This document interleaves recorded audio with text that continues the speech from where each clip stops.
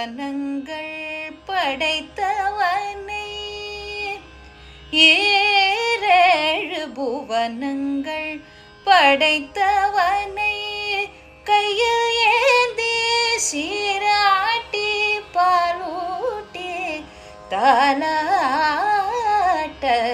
என்ன தவம் செய்தனே. யசோதா எங்கும் நிறை பரபிரம்மம் அம்மா என்றழைக்க என்ன தவம் செய்தனே. யசோதா